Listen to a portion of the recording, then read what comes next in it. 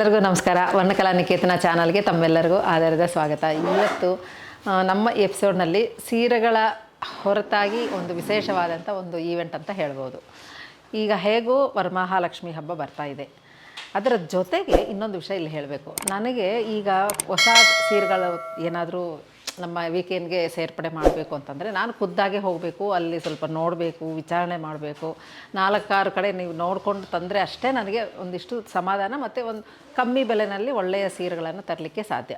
ಈಗ ನಾನು ಹೊರಟಿದ್ದೀನಿ, ಈಗ ಡೆಲ್ಲಿಯಿಂದ ಆಚೆ UPನಾಗೆ ಹೊರಟಿದ್ದೀನಿ.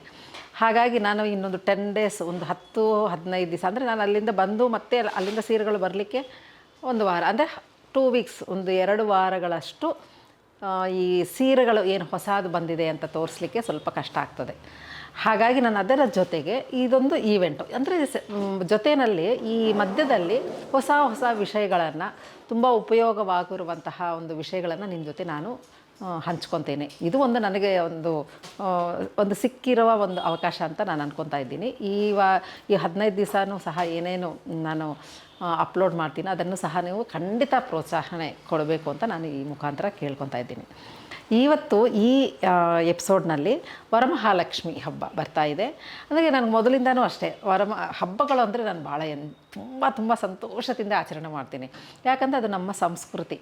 ಅದು ಹೇಗೆ ಅಂದರೆ ನಾನು ಖುಷಿ ಪಡೋದು ಹೇಗೆ ಅಂತಂದರೆ ಅದರ ಅರ್ಥ ತಿಳ್ಕೊಂಡು ಈ ವರಮಹಾಲಕ್ಷ್ಮಿ ಹಬ್ಬ ಅಂದರೆ ಉದಾಹರಣೆಗೆ ಹೇಳ್ತಾ ಇರೋದು ಯಾಕೆ ಮಾಡಬೇಕು ಮತ್ತು ಏನು ಅದರಲ್ಲಿ ವಿಶೇಷತೆ, ಅಂದರೆ ಲಕ್ಷ್ಮೀ ದೇವಿಗೆ ಯಾಕೆ ಈ ಥರ ತಾವರೆ ಯಾಕೆ ವಿಶೇಷವಾಗದ್ದು, ತಾವರೆ ಬೀಜ ಏನಕ್ಕೆ, ಲಕ್ಷ್ಮೀ ಹೃದಯ, ರಂಗೋಲಿಗಳಲ್ಲಿ ಸುಮಾರು ಪ್ರಕಾರಗಳಿದೆ, ಏನಕ್ಕೆ ಏನು ಈ ಥರ ಎಲ್ಲ ನಾನು ತಿಳ್ಕೊಳ್ಳೋದು ನನ್ನೊಂದು ತುಂಬ ಒಂದು ಹಂಬಲವಾದ ವಿಷಯ. ಅದು ತಿಳ್ಕೊಂಡಾಗ ನಮ್ಮ ಸಂಸ್ಕೃತಿಯ ಮೇಲೆ ಒಂದು ಗೌರವನೂ ಹೆಚ್ಚಾಗುತ್ತೆ, ಅರ್ಥಪೂರ್ಣವಾಗಿರುತ್ತೆ ಹಬ್ಬ ಮಾಡಿದಾಗ. ಹಾಗಾಗಿ ನಾನು ಈ ಸಲ ವರಮಹಾಲಕ್ಷ್ಮಿ ಹಬ್ಬದ ಒಂದು ವರ್ಕ್ಶಾಪನ್ನು ನಾನು ಅರೇಂಜ್ ಮಾಡಿದ್ದೀನಿ. ಈ ಕಾರ್ಯಾಗಾರದಲ್ಲಿ ವರಮಹಾಲಕ್ಷ್ಮಿ ಹಬ್ಬದ ಒಂದು ಅಲಂಕರಣಗಳು ಮತ್ತು ಏನು ಪ್ರತಿಯೊಂದಕ್ಕೂ ಒಂದು ಅರ್ಥ ಇದೆ, ಆ ಅರ್ಥಗಳನ್ನು ತಿಳಿಸುತ್ತಾ ಒಂದು ನಾನಾ ವಿಧವಾದಂತಹ ಒಂದು ಅಲಂಕಾರಗಳನ್ನು ಸೀರೆ ಉಡಿಸೋದಿಂದ ಹಿಡಿದು ಆಮೇಲೆ ನೀವು ಮುಖನೂ ಅಷ್ಟೇ, ನಿಮ್ಮ ಮನೆಯಲ್ಲಿ ಯಾವುದೇ ಒಂದು ಬಾಡಿಕೆಯಿಂದ ಉಪಯೋಗವಾದಂತಹ ಮುಖವಾಡ ಆಗ್ಬೋದು, ಹೊಸದಾಗಿ ತಂದಿರೋದಾಗಲಿ, ಏನೇ ಒಂದು ಮುಖವನ್ನು ನೀವು ತಂದು ಕೊಟ್ಟರು ಸಹ ಅದನ್ನು ಟ್ರೆಡಿಷ್ನಲ್ ಆಗಿ ಹೇಗೆ ಮಾಡಬೇಕು, ಹೇರ್ ಸ್ಟೈಲ್ ಹೆಂಗೆ ಮಾಡಬೇಕು, ಮತ್ತು ನಿಮಗೆ ಏನಾದರೂ ಒಂದು ತೋರಿಸಿ, ಬೇಕಾದಷ್ಟು ನಿಮಗೆ ಚಾಯ್ಸಸ್ ಎಲ್ಲ ನಮ್ಮ ನೆಟ್ಟಲ್ಲಿದೆ, ಗೂಗಲ್ನಲ್ಲಿ ನೋಡಿದಾಗ ಅದನ್ನು ತೋರಿಸಿದ್ರು ಸಹ ನಾನು ಅದನ್ನು ಸಹ ನಿಮಗೆ ನಿಮಗೆ ಮಾಡಿಕೊಡ್ತೀನಿ ಅನ್ನೋದಕ್ಕಂತ ಮಾಡಲಿಕ್ಕೆ ನಾನು ಸಹಾಯ ಮಾಡ್ತೀನಿ. ಯಾಕಂದರೆ ಇದು ವರ್ಕ್ಶಾಪ್ ಆಗಿರೋದ್ರಿಂದ ನಿಮಗೆಲ್ಲನೂ ಅಲ್ಲಿ ನಿಮ್ಗೆ ಹೇಳ್ಕೊಡ್ತೀನಿ ನಾನು. ಅದರ ಜೊತೆಗೆ ನನ್ನದು ಮೊದಲಿಂದ ನನ್ನ ಮನಸ್ಸಿನಲ್ಲಿ ಒಂದು ವಿಶೇಷ ಅಂದರೆ ನನಗದೊಂದು ಇಷ್ಟ ಆ ಥರ ಮಾಡೋದು. ಏನು ಅಂತಂದರೆ ಈ ಫ್ಯಾನ್ಸಿ ಅನ್ನೋದಕ್ಕಂತೂ ಸ್ವಲ್ಪ ಟ್ರೆಡಿಷ್ನಲ್ ಮುಖಾಂತರ ನಮ್ಮ ಹಬ್ಬಗಳನ್ನು ಆಚರಣೆ ಮಾಡೋದು ನನ್ನ ಒಂದು ಇಷ್ಟವಾದಂಥ ಕೆಲಸ. ಈಗ ಮಾಮೂಲಾಗಿ ವರಮಹಾಲಕ್ಷ್ಮಿ ಅನ್ನೋದು ಮೂಲತಃ ಕಲಶ, ನಂತರ ಬಂದಿರೋದು ನಮ್ಮ ಒಂದು, ಯಾಕಂದರೆ ಅಮ್ಮನೂ ಅಷ್ಟೇ ತುಂಬ ಸೌಂದರ್ಯ ಲಹರಿ, ನಾವು ಅಷ್ಟೇ ತುಂಬ ಹೆಣ್ಮಕ್ಳಷ್ಟೇ ತುಂಬ ಅಲಂಕಾರ ಪ್ರಿಯರು. ಹಾಗಾಗಿ ಇದರ ಜೊತೆಗೆ ನಾವು ತುಂಬ ಅಲಂಕಾರಗಳನ್ನು ಮಾಡ್ತಾ ತುಂಬ ಚೆನ್ನಾಗಿ ಆಚರಣೆಯಲ್ಲಿ ಬಂದಿದೆ. ಹಾಗಾಗಿ ಕಲಶದಿಂದ ಹಿಡಿದು ನಮ್ಮ ದೇವಿನ ಹೆಂಗೆ ಅಲಂಕಾರ ಮಾಡೋದು ಅನ್ನೋದನ್ನು ನಾವು ಸ್ವಲ್ಪ ಈ ಪ್ಲಾಸ್ಟಿಕ್, ಆಮೇಲೆ ಪೇಪರ್ಗಳು, ಇನ್ನೂ ಕೆಲವೊಂದು ಈ ಥರ ಪದಾರ್ಥಗಳನ್ನು ಉಪಯೋಗ ಮಾಡದೆ ನನ್ನದೇ ಒಂದು ದೃಷ್ಟಿಕೋನದಲ್ಲಿ ಯೋಚನೆ ಮಾಡಿರುವಂಥ ಒಂದು ಲಕ್ಷ್ಮಿಗಳನ್ನು ನಾನು ಯಾವಾಗಲೂ ಪ್ರತಿಯೊಂದು ವರ್ಷವೂ ನಾನು ಹಾಗೆ ಮಾಡ್ತಿದ್ದೀನಿ. ನಾನು ಪ್ರತಿಯೊಂದು ವರ್ಷವೂ ಅಷ್ಟೇ ಒಂದೊಂದು ಅಲಂಕಾರ, ಲಕ್ಷ್ಮೀ ಸ್ತೋತ್ರದಲ್ಲಿ ಬಂದಿರೋ ಒಂದು ಅಲಂಕಾರಗಳು ಮಾಡ್ತೀನಿ. ಆದರೆ ನಮಗೆ ಪದ್ಧತಿಯಿಂದ ಬಂದಿರೋದು ಕಲಶನೇ ಮುಖ್ಯ. ಆ ಕಲಶದ ಜೊತೆಗೆ ಇವೆಲ್ಲನೂ ನಾನು ಮಾಡ್ಕೊತಾ ಬರ್ತೀನಿ. ಆ ಅಲಂಕಾರದಲ್ಲಿ ಏನು ಮಾಡಿದ್ದೀನೋ ಅದನ್ನು ನಾನು ಮುಂದುಗಡೆ ರಂಗೋಲಿ ಹಾಕ್ತಾ ಇರ್ತಿದ್ದೆ. ಅದು ನನ್ನ ಪ್ರತಿಯೊಂದು ವರ್ಷವೂ ನಾನು ಅದು ಮಾಡ್ಕೊಂಡು ಬರ್ತಾಯಿದ್ದೆ. ತುಂಬ ಖುಷಿಯಿಂದ ದೊಡ್ಡದಾಗಿ ಸಂಭ್ರಮದಿಂದ ಮಾಡ್ಕೊಂಡು ಬರ್ತಾಯಿದ್ದೀನಿ, ಭಗವಂತ ನನಗೇನು ಕೊಟ್ಟಿದೆಯೋ ಅದರಲ್ಲಿ. ಹಾಗಾಗಿ ನಾನು ಏನಕ್ಕೆ ನಿಮಗೆ ಈ ಕಾರ್ಯಾಗಾರವನ್ನು ಏರ್ಪಾಡು ಮಾಡಿದ್ದೀನಿ ಅಂತಂದರೆ, ಪ್ರತಿಯೊಂದು ನೋಡಿದ್ರೆ ಕೈಗಳು ಸ್ವಲ್ಪ ನಾನು ಒಂದು ಆರ್ಟಿಸ್ಟಿಕ್ ಹೃದಯ, ಸ್ವಲ್ಪ ನಾನು ಚಿಕ್ಕ ಒಂದು ಆರ್ಟಿಸ್ಟ್ ಆಗಿರೋದ್ರಿಂದ ನನಗದೊಂದು ಸ್ವಲ್ಪ ತುಂಬ ಲೋಪದೋಷಗಳು ಕಾಣಿಸ್ತಾ ಹೋಗ್ತದೆ. ದೇವಿನ ನೋಡಿದಾಗೆಲ್ಲ ನನಗೆ ಕಳೆ ಇರಬೇಕು, ಒಂದು ದೈವತ್ವ ಇರಬೇಕು. ನಾವೇನೇ ಕೆಲಸ ಮಾಡಿದ್ರು ಕೈ ಎತ್ತು ಮುಗಿಯೋವಷ್ಟು ಒಂದು ಪಾಸಿಟಿವ್ ಅನ್ನೋದು ಒಂದು ಇದ್ದಾಗಲೇ ನಮ್ಮ ಮನೆಯಲ್ಲಿ ಸಹ ಒಂದು ಪೂಜೆ ಆಗಲಿ, ಒಂದು ಹಬ್ಬ ಆಗಲಿ ಒಂದೊಂದು ಅರ್ಥಪೂರ್ಣವಾಗಿರುತ್ತೆ. ಇನ್ನೊಂದು ಗೊಂಬೆಗಳ ಥರ ನಾನು ಅಲಂಕಾರ ಮಾಡಿ ಅದನ್ನು ನಾವು ವಿಜೃಂಭಣೆಯಿಂದ ತೋರಿಸೋದ್ರಲ್ಲಿಗಂತೂ ಇದನ್ನು ಒಂದು ಅದೇ ದೇವಸ್ಥಾನದಲ್ಲಿ ಹೆಂಗೆ ಮಾಡ್ತೀರಿ, ಎಷ್ಟು ಚೆನ್ನಾಗಿರುತ್ತೆ, ಆ ಥರ ನಮ್ಮ ಮನೆಯಲ್ಲಿ ನಮ್ಮ ದೇವ್ರನ್ನ ಹೆಂಗೆ ಅಲಂಕಾರ ಮಾಡಿದ್ರೆ ಚೆನ್ನಾಗಿರುತ್ತೆ ಅಂತ ನನ್ನ ಆಸೆ ಇದೆ. ಅದನ್ನು ನಿಮ್ಮ ಜೊತೆ ಹಂಚ್ಕೊಳ್ಳೋಣ, ನಿಮಗೆ ಹೇಳ್ಕೊಡೋಣ ಅಂತ ನನ್ನ ಆಸೆ. ಇದು ಒಂದು ಕಡೆ ಆದರೆ, ಇನ್ನೊಂದು ನಮ್ಮ ಪೋಷಕರ ಒಂದು ದೊಡ್ಡ ಜವಾಬ್ದಾರಿ ಅಂತಂದರೆ ಮಕ್ಕಳಿಗೆ ಇದನ್ನು ಮುಂದಕ್ಕೆ ಹೇಳ್ಕೊಡೋದು. ಈಗ ನಾವು ಏನು ಮಾಡ್ತೀವೋ ಅದೇ ಮಕ್ಕಳು ಮಾಡ್ತಾರೆ. ನೀವು ಹೆಂಗೆ ಮಾಡ್ತೀರೋ ಅದನ್ನು ನೋಡಿ ನೋಡಿ ಮಾಡ್ತಾರೆ. ಅದೇ ನಾವು ಸ್ವಲ್ಪ ಪದ್ಧತಿಯಿಂದ ಒಂದು ಟ್ರೆಡಿಷ್ನಲ್ ಆಗಿ ಕಲಾತ್ಮಕವಾಗಿ ನಮ್ಮಲ್ಲಿ ಇರುವಂತಹ ಮನೆಯಲ್ಲಿ ಏನಿದೆಯೋ ಅದನ್ನೇ ಹೇಗೆ ಬಳಸಿಕೊಂಡು ಸುಂದರವಾದ ಒಂದು ಲಕ್ಷ್ಮೀದೇವಿ ಆಗಲಿ, ಬರುವ ಗೌರಮ್ಮನಾಗಲಿ ಹೆಂಗೆ ಮಾಡ್ಬೋದು, ಹೇಗೆ ಅನ್ನೋದು ನಿಮಗೆಲ್ಲ ಹೇಳ್ಕೊಡ್ತಾ ಇದ್ದೀನಿ. ಅದು ನನ್ನ ಮನಸ್ಸಿನಲ್ಲಿರುವಂಥ ಈ 2 ಕಾರಣಗಳಿಂದನೇ ನಾನು ಈ ಕಾರ್ಯಾಗಾರವನ್ನು ನಾನು ಏರ್ಪಾಡು ಮಾಡ್ತಾ ಇರೋದು. ತುಂಬ ಚೆನ್ನಾಗಿರುತ್ತೆ. ಒಂದು ಸಲ ನಾನು ಇದು ಮಾಡಿದಾಗ ತುಂಬ ಚೆನ್ನಾಗಿ ರೆಸ್ಪಾನ್ಸ್ ಇತ್ತು. ಈ ಸುಮಾರು ವರ್ಷಗಳ ನಂತರ ನನಗೆ ಮಾಡಲಿಕ್ಕೆ ಸಮಯ ತುಂಬ ಕಷ್ಟ ಆಗ್ತಿತ್ತು, ಮಾಡಲಿಕ್ಕಾಗಲಿಲ್ಲ. ಮತ್ತು ಈ ಸಲ ನಾನು ಅದನ್ನು ಮಾಡ್ತಾಯಿದ್ದೀನಿ. ತುಂಬ ಖುಷಿಯಿಂದ ಮಾಡ್ತಾ ಇರೋದು ಈ ಸಂಭ್ರಮದ ಒಂದು ವರಮಹಾಲಕ್ಷ್ಮಿ ಹಬ್ಬದ ಒಂದು ಪದ್ಧತಿಯಿಂದ ಮಾಡಿಕೊಳ್ಳುವಂಥ ಏರ್ಪಾಟುಗಳು. ನಾನು ಏನಕ್ಕೆ ಮುಖ್ಯವಾಗಿ ಇಲ್ಲಿ ಮಾಡ್ತಾ ಇರೋದು ಅಂತಂದರೆ, ಈ ಕೈ ಕಾಲುಗಳು ಬಾಡಿ ಅಂದರೆ ಈ ಶರೀರ ಇಲ್ಲಿವರೆಗೂ ಇರುತ್ತಲ್ಲ, ಆ ಪೋರ್ಷನ್ಸನ್ನೆಲ್ಲನೂ ಸಹ ತೆಂಗಿನ ನಾರಿನಲ್ಲಿ ಮಾಡ್ತೀನಿ ನಾನು. ತೆಂಗಿನ ನಾರು ಮಾಡಿ ಅದು ಎಷ್ಟು ವರ್ಷಗಳಾದರೂ ಸಹ ನಿಮಗೆ ಅದನ್ನು ಉಪಯೋಗ ಮಾಡ್ಕೋಬೋದು. ಅದನ್ನು ನೀವು ತುಂಬ ಚೆನ್ನಾಗಿ ಯೂಸ್ ಮಾಡ್ಕೊ. ಅದರ ಜೊತೆಗೆ ಹಿಂದುಗಡೆ ಪ್ರಭಾವಳಿನೂ ಸಹ ನಾನು ಮಾಡಿ ಹೇಳ್ಕೊಡ್ತೀನಿ. ಈ ವರ್ಕ್ಶಾಪ್ನಲ್ಲಿ ಸಹ ತುಂಬ ಅದು ಚೆನ್ನಾಗಿರುತ್ತೆ, ನಿಮ್ಗೆ ಗ್ರ್ಯಾಂಡಾಗಿ ಕಾಣಿಸುತ್ತೆ ಒಂದು ವರಮಹಾಲಕ್ಷ್ಮಿ ಹಬ್ಬ. ಮತ್ತು ಗ್ರ್ಯಾಂಡ್ ಜೊತೆಗೆ ಕಲ್ಚರ್ಡ್ ಆಗಿರುತ್ತೆ, ಒಂದು ಪಾಸಿಟಿವ್ ಆಗಿ ಒಂದು ದೇವಸ್ಥಾನದಲ್ಲಿ ಹೆಂಗಿರುತ್ತೋ ಹಾಗೆ ಒಂದು ತುಂಬ ಚೆನ್ನಾಗಿ ಕಾಣಿಸುತ್ತೆ, ಕಳಕಳೆಯಾಗಿರುತ್ತೆ. ಹಾಗಾಗಿ ಇದನ್ನೆಲ್ಲ ಹೇಳ್ಕೊಡೋಣ ಅಂತ ಅಂದ್ಕೊಂಡಿದ್ದೀನಿ. ಬನ್ನಿ, ಈಗ ನಾನು ಸ್ವಲ್ಪ ಮಟ್ಟಿಗೆ ಅಷ್ಟು ಮಾಡಿದ್ದೀನಿ. ಪ್ರಭಾವಳಿ ಅಂತೂ ತುಂಬ ಕೆಲಸ ಇದೆ. ನಾನು ಯಾಕಂದರೆ ಈಗ ಡೆಲ್ಲಿಗೆ ಹೊರಟಿದ್ದೀನಿ. ಇರುವ ಒಂದು ದಿವಸದಲ್ಲಿ ಏನೋ ಒಂದಿಷ್ಟು ಮಾಡಿದ್ದೀನಿ. ಎಷ್ಟು ಅಂದರೆ ಒಂದು 35-40% ಅಷ್ಟೇ ಆಗಿದೆ ಅದು ಪ್ರಭಾವಳಿ ಕೆಲಸ. ತುಂಬ ಕೆಲಸ ಇದೆ, ಅದು ತುಂಬ ಚೆನ್ನಾಗಿ ಕಾಣಿಸುತ್ತೆ ನಿಮಗೆ. ಅದರ ಜೊತೆಗೆ ಲಕ್ಷ್ಮೀನೂ ಅಷ್ಟೇ ಒಂದು ಅಲಂಕಾರ ಮಾಡಿ ಒಂದು ಉದಾಹರಣೆಗೆ ಒಂದು ತೋರಿಸ್ಲಿಕ್ಕೆ ನಾನು ಮಾಡಿದ್ದೀನಿ. ನಿಮ್ಗೆ ನೋಡಿದರೆ ನಾನು ಬಾಯಲ್ಲಿ ಎಷ್ಟು ಹೇಳಿದ್ರೂ ನನ್ನ ಕೆಲಸ, ನನ್ನ ಕೈನಲ್ಲಿರುವಂತಹ ಒಂದು ಕ್ರಿಯಾಶೀಲತೆ ನಿಮಗೆ ತೋರಿಸ್ಲಿಕ್ಕೆ ಮಾತಿನಲ್ಲಿ ಸಾಧ್ಯ ಇಲ್ಲ. ಹಾಗಾಗಿ ಒಂದು ಸ್ಯಾಂಪಲಾಗಿ ನಿಮ್ಗೆ ತೋರಿಸ್ತಾ ಇದ್ದೀನಿ.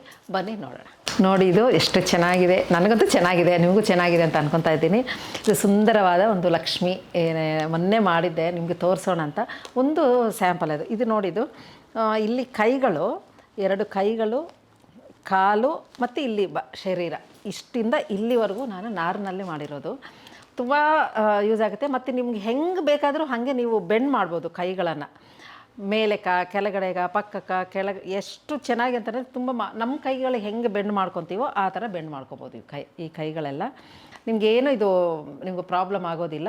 ನನ್ನ ಹತ್ರ ಈ ಥರ ಹಸ್ತ ಪಾದಗಳು ಇರೋದರಿಂದ ನಾನು ಇದನ್ನು ಮಾಡಿದ್ದೀನಿ. ಮಾಮೂಲಾಗಿ ಯಾವುದೇ ಇರಲಿ ನಿಮ್ಮ ಹತ್ರ, ಅದನ್ನು ಸಹ ಇದಕ್ಕೆ ನೀವು ಜೋಡಣೆ ಮಾಡ್ಕೋಬೋದು. ಹೆಂಗೆ ಬೇಕಾದರೂ ಅಲಂಕಾರ ಮಾಡ್ಕೋದು. ನಿಂತ್ಕೊಂಡು ಆಮೇಲೆ ಏನಂದರೆ ಒಂದು ಕಲಶದನ್ನು ಇಲ್ಲಿ ಮಡ್ಲಲ್ಲಿ ಹಿಂಗೆ ಇಟ್ಕೊಂಡಂಗೆ ಒಂದು ಲಕ್ಷ್ಮಿ ಇರುತ್ತೆ. ಆ ಥರ ಇದ್ದಾಗಲೂ ಅಷ್ಟೇ ಕೈನ ನೀವು ಚೆನ್ನಾಗಿ ತೆಗೆದುಬಿಟ್ಟು ಹಿಂಗೆ ಇಟ್ಕೋಬೋದು. ಹೆಂಗೆ ಬೇಕಾದರೂ ನೀವು ಕೈ ಕಾಲುಗಳನ್ನು ನೀವು ಬೆಂಡ್ ಮಾಡ್ಕೊತ ಬಗ್ಗಿಸ್ಕೊಂಡು ನಿಮ್ಮ ಬೇಕಾದಂಥ ಒಂದು ಅಲಂಕಾರಗಳನ್ನು ಮಾಡ್ಕೋಬೋದು.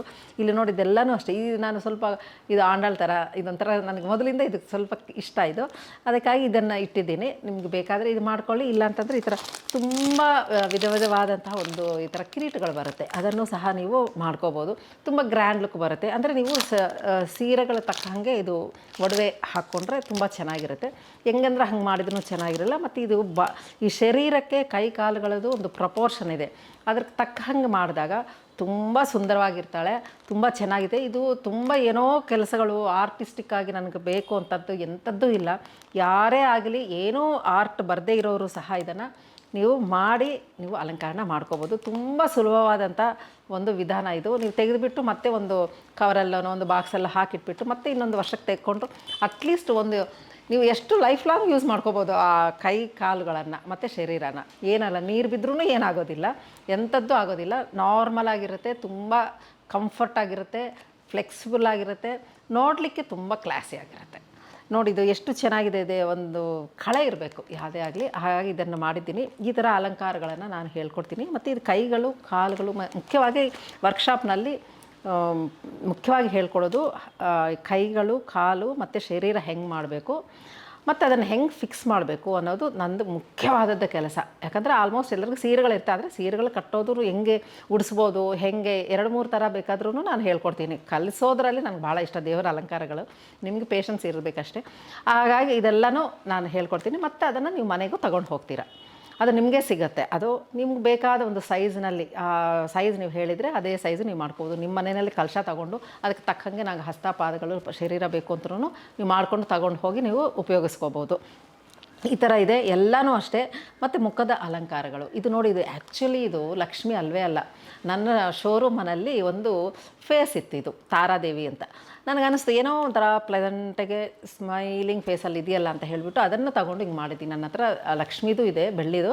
ಆ ಥರ ನಿಮಗೆ ಯಾವುದೇ ಒಂದು ಫೇಸ್ ಅಂದರೆ ಮುಖವನ್ನು ತಗೊಂಡು ನೀವು ಹೆಂಗೆ ಚೇಂಜ್ ಮಾಡ್ಕೋಬೋದು ಏನು ಅಂತ ಈ ಥರ ಒಂದು ಸ್ಯಾಂಪಲಾಗಿ ನಿಮ್ಗೆ ತೋರಿಸ್ತಾ ಇರೋದು. ಈ ಥರ ಅಲಂಕಾರಗಳಾಗಲಿ ಹೆಂಗೆ ಮಾಡ್ಕೋಬೇಕು, ಹೆಂಗೆ ಪ್ರಪೋರ್ಷನ್ಸ್ನಾಗಿ ಬಾಡಿ ಬಂದರೆ ಅದು ಚೆನ್ನಾಗಿ ಕಾಣಿಸುತ್ತೆ ಅನ್ನೋದನ್ನು ಎಲ್ಲನೂ ಸಹ ಹೇಳ್ಕೊಡ್ತೀವಿ. ಮತ್ತು ಹಬ್ಬಗಳ ವಿಶೇಷತೆಗಳು, ತಾವರೆಗೆ ಇರೋ ಪ್ರಶಸ್ತಿ, ಇದರಲ್ಲಿ ಪ್ರಾಮುಖ್ಯತೆ ಏನು, ಪ್ರತಿಯೊಂದೂ ನಾವು ಹೇಳ್ಕೊತಾನು ವಿಶೇಷವಾಗಿ ಇದನ್ನೆಲ್ಲ ನಾನು ಹೇಳ್ಕೊಡ್ತೀನಿ. ಅದರ ಜೊತೆಗೆ ಈ ಥರ ಇದ್ದಾಗ ಏನಾಗುತ್ತೆ, ಚೆನ್ನಾಗಿರುತ್ತೆ, ಇಲ್ಲ ಅಂತಲ್ಲ. ಅದರ ಜೊತೆಗೆ ನಿಮಗೆ ಪ್ರಭಾವಳಿ ಇದ್ದಾಗ ಇನ್ನೂ ಚೆನ್ನಾಗಿ ಕಾಣಿಸುತ್ತೆ. ಇಲ್ಲಿ ನೋಡಿ, ಅಂದರೆ ಇದು ನೋಡಿ, ಇದೆಷ್ಟು ಅಂದರೆ ಒಂದು 25% ಅಷ್ಟಾಗಿದೆ ಫ್ರೆಂಡ್ಸ್. ಇದು ಫುಲ್ ಕಂಪ್ಲೀಟ್ ಆಗಿಲ್ಲ ಇದು ವರ್ಕು. ತುಂಬ ಚೆನ್ನಾಗಿರುತ್ತೆ. ನಾನು ಸುಮ್ಮನೆ ಸ್ಯಾಂಪಲ್ಗೆ ಇದು ಹೆಂಗೋ ತೋರಿಸ್ಬಿಡೋಣ ಅಂತ ಹೇಳಿಬಿಟ್ಟು, ಯಾಕಂದ್ರೆ ನಾನು ಇನ್ನೊಂದು 10 ದಿವಸ ಇರೋದಿಲ್ವಲ್ಲ, ಹಾಗಾಗಿ ತೋರಿಸೋಣ ಅಂತ ಹೇಳಿದ್ದೀನಿ. ಇದು ತುಂಬ ಚೆನ್ನಾಗಿರುತ್ತೆ. ಇದು ವರ್ಕು ಒಂದು 30 to 40% ಆಗಿದೆ ಅಷ್ಟೇ. ಮಿಕ್ಕಿದೆಲ್ಲ ತುಂಬ ಕೆಲಸ ಇದೆ. ಇದು ಇಲ್ಲೆಲ್ಲ ತುಂಬ ಈ ಥರ ಇದೆಲ್ಲ ಬರುತ್ತೆ, ಇದೆಲ್ಲ ಡೆಕೋರೇಟಿವ್ ಆಗಿ ಬರುತ್ತೆ, ಬ್ಯೂಟಿಫುಲ್ ಆಗಿರುತ್ತೆ. ಮತ್ತು ಇದನ್ನು ಮೇಲೆ ಕೆಲಸ ತುಂಬ ಇದೆ. ನಾನು ಸುಮ್ಮನೆ ಒಂದು ತೋರಿಸೋಣ ಅಂತ ಹೇಳಿ ಇದಕ್ಕೆ ತೋರಿಸ್ತಾ ಇದ್ರಿ. ಇದು ಫೈನಲ್ ಅಲ್ಲ. ಇದನ್ನು ಸಹ ಹೇಳಿಕೊಟ್ಟು ಅದನ್ನು ಸಹ ನೀವು ಮನೆಗೆ ತಗೊಂಡು ಹೋಗ್ಬೋದು. ಯಾಕಂದರೆ ಮೊದಲೇ ಮೆಜರ್ಮೆಂಟ್ ತೊಗೊಂಡು ಕಲಶ ಏನೋ ತೊಗೊಂಬಂದರೆ ಅದಕ್ಕೆ ತಕ್ಕಂಗೆ ನಾವು ಇದನ್ನು ಹೇಳ್ಕೊಡ್ತೀವಿ ಹೆಂಗೆ ಮಾಡಬೇಕು ಅಂತ. ಇದನ್ನು ಸಹ ಅಷ್ಟೇ, ನೀವು ಉಪಯೋಗಿಸ್ಕೊಳ್ಳೋ ಎಷ್ಟು ವರ್ಷ ಆದರೂ ನೀವು ಉಪಯೋಗಿಸ್ಕೋಬೋದು, ಏನೂ ಆ ಥರ ಇಲ್ಲ. ಇದು ಥರ್ಮಾಕೋಲಲ್ಲಿ ಮಾಡಿರೋದು. ಇದು ಸ್ಯಾಂಪಲ್ ಅಷ್ಟೇ. ಇನ್ನೂ ಇದ್ರ ಮೇಲೆ ಸ್ಟಿಫ್ನೆಸ್ ಬರಲಿಕ್ಕೆ ಎಲ್ಲನೂ ಬೇರೆ ಬೇರೆ ಒಂದು ಪ್ರಾಸೆಸ್ ಇದೆ. ಅದೆಲ್ಲ ಮಾಡಿ ನಿಮಗೆ ಇದು ಹೇಳ್ಕೊಡ್ತೀವಿ. ಇದೆಲ್ಲ ಸೇರಿ ನಿಮಗೆ 3,500 ಆಗುತ್ತೆ. 2 ದಿವಸ ಹೇಳ್ಕೊಡ್ತೀನಿ. ಅದು ಇದು ಏನಂದರೆ, ಇದು ಅಲ್ಲ ನಾನು ಹೇಳೋದು ಬ್ರಾಸ್ ಐಟಮ್ ಅಲ್ಲ, ಹಸ್ತ, ಪಾದಗಳು, ಶರೀರ ಪ್ಲಸ್ ಇದು ಪ್ರಭಾವಳಿ, ಇಷ್ಟೂ ನೀವು ಮನೆಗೆ ತೊಗೊಂಡು ಹೋಗ್ಬೋದು. ಜುಲೈ ತಿಂಗಳಲ್ಲಿ 19, 20ನೇ ತಾರೀಕು ಬೆಳಗ್ಗೆ 11ರಿಂದ ಸಾಯಂಕಾಲ 5 ಗಂಟೆವರೆಗೂ ಇರುತ್ತೆ. ನಿಮಗೆ ಎಷ್ಟು ಸಮಯ ಇರುತ್ತೆ, ಯಾಕಂದರೆ ಟೆನ್ಷನ್ ಇರಬಾರ್ದು. ದೇವ್ರನ್ನ ಆರಾಮ್ಸೆ ಒಂದು ಇದು ಕೂತ್ಕೊಂಡಾಗ ನಿಮಗೆ ಐಡಿಯಾಸ್ ತುಂಬ ಬರುತ್ತೆ, ತುಂಬ ಚೆನ್ನಾಗಿ ಮಾಡ್ಬೋದು. ಹಾಗಾಗಿ ನಾನು ಬೆಳಗ್ಗೆ 11ರಿಂದ ಸಾಯಂಕಾಲ 5 ಗಂಟೆವರೆಗೂ ಹೇಳ್ಕೊಡ್ತೀನಿ. 2 ದಿವಸ 19, 20 ಶನಿ ಭಾನುವಾರ ಬರುತ್ತೆ. ಆರಾಮ್ಸೆ ನೀವು ಇಲ್ಲಿ ಬರ್ಬೋದು. ಮತ್ತು ಮಧ್ಯಾಹ್ನ ಹೊತ್ತು ನಿಮಗೆ ವಿಂದು ಭೋಜನ ಅಂತಲ್ಲ, ಒಂದು ಆಹಾರ ಅಂತೂ ಮಧ್ಯಾಹ್ನದ ಒಂದು ಊಟದ ವ್ಯವಸ್ಥೆಯೂ ಸಹ ಇರುತ್ತೆ. ಇಷ್ಟೂ ಸೇರಿ 3,500 ಆಗುತ್ತೆ ನಿಮಗೆ. ಯಾರಾದರೂ ಇಷ್ಟ ಆದಲ್ಲಿ ನೀವು ಮೊದಲೇ ನಮಗೆ ಮಾಡಿದರೆ, ಇಲ್ಲಿ ನಾನು ಮೆಟೀರಿಯಲ್ ತಂದು ಅದನ್ನು ಅರೇಂಜ್ ಮಾಡ್ಕೊಳ್ಳೋಕ್ಕೆ ಸ್ವಲ್ಪ ಅನುಕೂಲ ಆಗುತ್ತೆ ಅಂತ ಹೇಳ್ತಾ ಇದ್ದೀನಿ. ಯಾರಾದರೂ ಇಷ್ಟ ಆದರೆ ನಮ್ಮ ಆಫೀಸ್ ನಂಬರ್ಸ್ ಎಲ್ಲನೂ ನಿಮ್ಮ ಹತ್ರ ಇರೋದ್ರಿಂದ ನೀವೇನಾದರೂ ಒಂಚೂರು 1,000 ರೂಪೀಸ್ ಅಡ್ವಾನ್ಸ್ ಆಗಿ ಬುಕ್ಕಿಂಗ್ ಮಾಡಿಕೊಂಡ್ರೆ ನನಗೆ ಮೆಟೀರಿಯಲ್ ತಂದು ಪ್ರಿಪ್ರೇಷನ್ಗೆ ಅನುಕೂಲ ಆಗುತ್ತೆ. ಮತ್ತು ಇಷ್ಟೇ ಹೇಳ್ಕೊಡ್ತೀನಿ, ಹೀಗೇ ಹೇಳ್ಕೊಡ್ತೀನಿ ಅಂತಲ್ಲ, ಇದು ದೇವರ ಕೆಲಸ ಆಗಿರೋದ್ರಿಂದ ಸಮಯ ಎಷ್ಟಿದ್ದರೂ ನಿಮ್ಗೆ ಎಷ್ಟು ಬೇಕು ಅಷ್ಟರಲ್ಲಿ ನಿಮ್ಗೆ ಮ್ಯಾಕ್ಸಿಮಮ್ ನಿಮ್ಗೆ ಹೇಳ್ಕೊಡ್ತೀನಿ. ನನಗಂತೂ ಭಾಳ ಸಂತೋಷವಾದ ಒಂದು ವಿಷಯ ಇದು. ಹಾಗಾಗಿ ನಿಮ್ಗೆ ಯಾರಾದರೂ ಇಷ್ಟ ಇದ್ದಲ್ಲಿ ನೀವು ಬೇಗ ಬುಕ್ ಮಾಡಿಕೊಂಡು ನಿಮ್ಮ ಹೆಸರುಗಳನ್ನು ಇಲ್ಲಿ ನೀವು ಎನ್ರೋಲ್ ಮಾಡಿಕೊಂಡ್ರೆ ತುಂಬ ನಮ್ಗೆ ಅನುಕೂಲ ಆಗುತ್ತೆ ಮೆಟೀರಿಯಲ್ಲ ಅರೇಂಜ್ ಮಾಡ್ಕೊಳ್ಳೋಕ್ಕೆ ಅಂತ ನಾನು ಹೇಳ್ತಾ ಇದ್ದೀನಿ. ಈ ಎಪಿಸೋಡ್ನಲ್ಲಿ ಇಷ್ಟು ಮಾತ್ರ ನಾನು ಹೇಳಲಿಕ್ಕೆ ಇಷ್ಟಪಡ್ತಾ ಇದ್ದೀನಿ. ವರಮಹಾಲಕ್ಷ್ಮಿ ಹಬ್ಬ ಎಲ್ಲರ ಮನೆಯಲ್ಲೂ ಚೆನ್ನಾಗಾಗಲಿ, ಒಂದು ಬಣ್ಣ ಬಣ್ಣದಲ್ಲಿ ಸಂಸ್ಕೃತಿ ಪರವಾಗಿ, ಮತ್ತು ಈ ಪ್ರತಿಯೊಂದಕ್ಕೂ ಒಂದು ಮೀನಿಂಗ್ ಇದೆ, ಒಂದು ಅರ್ಥ ಇದೆ ಇದಕ್ಕೆ. ಹಾಗಾಗಿ ಕಲಶ ಹೆಂಗೆ ಮಾಡಬೇಕು, ಏನು ಮಾಡಬೇಕು, ಅದರಿಂದನೂ ಸಹ ಎಲ್ಲನೂ ನಾನು ಎಕ್ಸ್ಪ್ಲೇನ್ ಮಾಡಿ ನಿಮಗೆಲ್ಲ ತಿಳಿಸ್ತೀನಿ. ಒಂದು ಅರಿವಿಂದ ಹಬ್ಬಗಳು ಮಾಡಿಕೊಂಡಾಗ ತುಂಬ ಖುಷಿಯಾಗುತ್ತೆ. ಅದು ನಾವು ಮಕ್ಕಳಿಗೆ ಹೇಳ್ತೀವಿ, ಮುಖ್ಯವಾಗಿ ನನ್ನ ಮಕ್ಕಳದು ನನ್ನ ಮನಸ್ಸಿನಲ್ಲಿರೋದು. ನಾವೇನು ಮಾಡ್ತೀವಿ ಅದು ನೋಡ್ತಾರೆ, ಕಲಿತಾರೆ ಅನ್ನೋದು. ಹಾಗಾಗಿ ಯಾರಾದರೂ ಇಷ್ಟ ಅದರಲ್ಲಿ ನೀವು ಎನ್ರೋಲ್ ಮಾಡ್ಕೋಬೋದು. ಈ ಎಪಿಸೋಡಲ್ಲಿ ಇಷ್ಟು ಮಾತ್ರ ನಾನು ಹೇಳೋಕ್ಕೆ ಇಷ್ಟಪಡ್ತಾ ಇದ್ದೀನಿ. ನಮಸ್ಕಾರ.